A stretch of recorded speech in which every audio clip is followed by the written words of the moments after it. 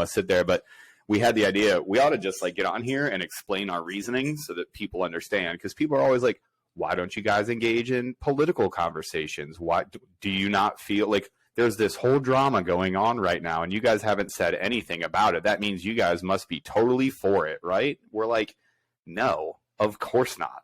For a bunch of different reasons, we don't engage in that stuff. And we're going to talk about some of those reasons here just so you guys understand. But we're also going to give you some tools, because none of that stuff is productive. And we've talked about it before, and we're going to hit it.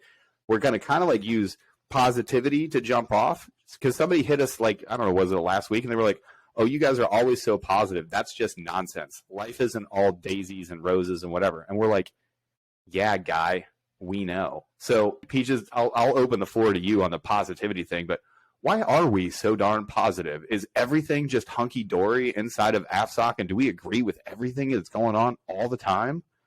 No, I don't agree with everything that whether it's AFSOC or the Air Force or the DOD or whatever. Or I don't agree with or America or anything. You know what I mean? Like, no, but at the same time, there's also things, it's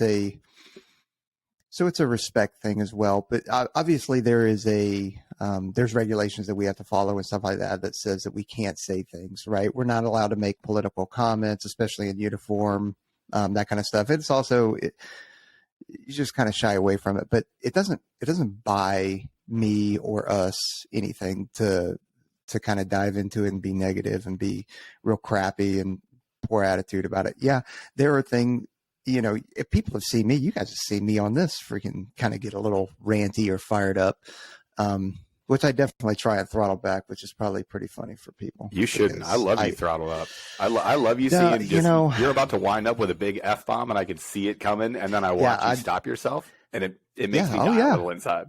Yeah.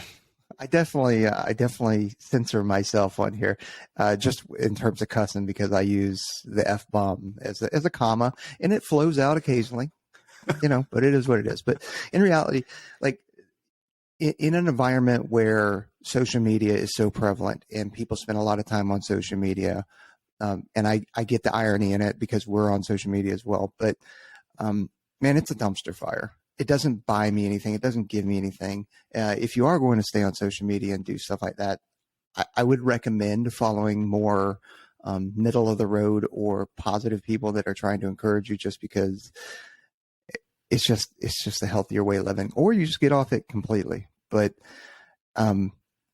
if I enter a bad situation with a more positive outlook, it's just, it generally is going to serve me better and serve people around me better. I know that sounds cheesy and very Mr. Rogers, which probably a lot of people watching this don't know who Mr. Rogers is.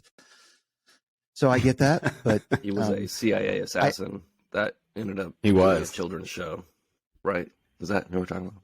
Of all the ground that we've covered, is that not the Rogers we're talking about?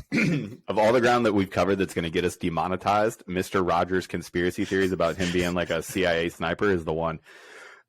There's so many things here that I want to talk about, because there are so many reasons. And if you think that we don't talk about these things in the background and have serious conversations with each other about every issue, every single social issue that has come up, we literally have sat down and been like, do we want to talk about it? How do you feel about it? How do you feel about it? Here's where we're going to start.